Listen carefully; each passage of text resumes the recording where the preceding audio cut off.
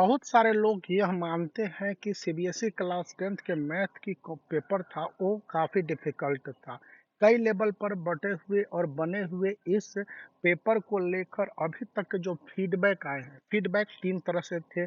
एक स्टूडेंट की ओर से, एक टीचर्स की ओर से और तीसरा था जो खुद पेपर बनाने वाली कमेटी ने दिया देश भर से जब इस एग्जामिनेशन को कंडक्ट कर लिया गया उसके बाद से।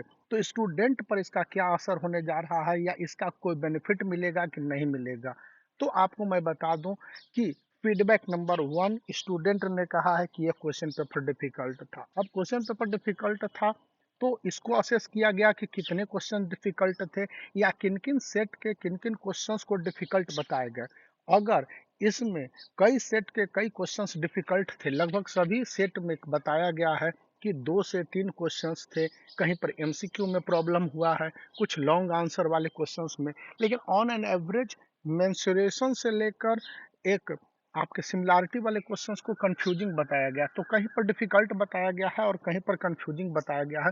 तो इन सब को लेकर सीबीएसई ने एक नई स्ट्रेटजी अपनाने की बात कही है। अभी पूरी जानकारी तो नहीं है, लेकिन जो बातें समझ में आ रही हैं और बताया जाना चाहिए उसके हिसाब से है कि CBSE class 10th and class 12th की इस कॉपी चेकिंग में बेनिफिट मिलने के चांसेज अब हो सकते। ये चांसेज वाला वर्ड मैंने बताया है, कंफर्मेशन वाला वर्ड मैंने नहीं बताया है, क्योंकि इसके पीछे कई रीजंस हैं।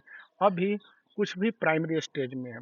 टीचरों ने क्या रिपोर्ट दिया है? टीचरों ने कहा है कि CBSE class 10th and class 12th के जो इस क्लास 12th के भी मैथ के पेपर डिफिकल्ट थे, क्लास 10th के मैथमेटिक्स के पेपर के डिफिकल्ट होने का मतलब है कि स्कोरिंग घट जाएगा। अब स्कोरिंग घटेगा तो आउट ऑफ 80 क्लास 10th के स्टूडेंट का अगर हाई स्कोरिंग 70 या 65 चला जाता है और स्कूल में वो मोर देन एक्सपेक्टेड मतलब कि 20 आउट ऑफ 20 परफॉर्म करते रहे होंगे, तो ऐसे में तो उनको 100 मिलना मुश्किल है। तो इसके लिए कई सारी नई स्ट्रेटजियां कॉपी चेकिंग के दौरान की बातें कही गई।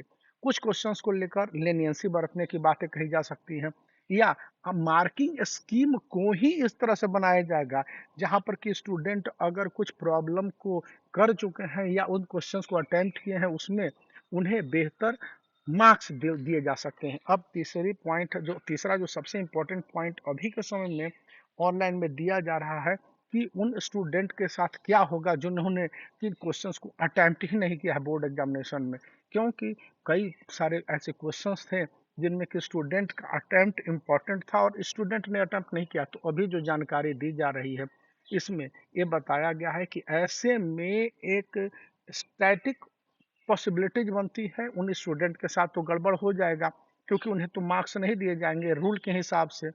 अब ये बातें कुछ-कुछ प्रॉब्लम देने वाली है जिसका कोई परफेक्ट सॉल्यूशन कहीं पर आपको और हमको भी नहीं मिल रहा है। इस समय कोई जानकारी नहीं मिल रही है।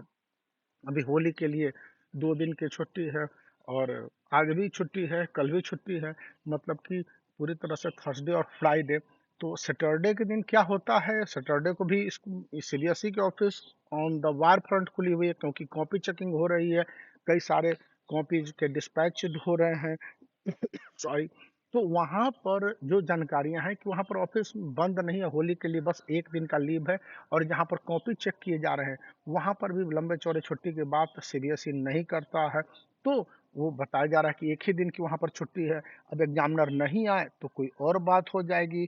तो वहाँ क्योंकि अगर इस समय छुट्टी दे दी जाएगी तो एक रामनवमी इधर है, उसकी छुट्टी मिल जाएगी, फिर ईद है, उसकी छुट्टी है। तो कई सारे लीव है और वो मैं क्यों बता रहा हूँ वो सारी छुट्टियाँ, क्योंकि उन छुट्टियों में कॉपी की चेकिंग ना होगी तो परेशानी है, रिजल्ट देर से प्रोसेस होंगे। तो ये सारी बातें हैं, लेकिन class 10th and class 12th के स्टूडेंट के लिए खास करके क्लास 10th के स्टूडेंट के लिए, क्लास 12th के स्टूडेंट के लिए मैथमेटिक्स के पेपर में कई सारी ऐसी बातें हुई होंगी, उसके बारे में अभी मेरे पास कोई जानकारी नहीं है, लेकिन क्लास 10th के स्टूडेंट के लिए ये कहा गया है कि उनको कुछ हैप्पी न्यूज़ सुनने के लिए मिल सकता है। तो ये बातें थी तो मैंने आपके साथ शेयर किया, तो आप वीडियो को लाइक कर सकते हैं, चैनल को शेयर कर सकते हैं और सब्सक्राइब करना जरूर याद रखिए।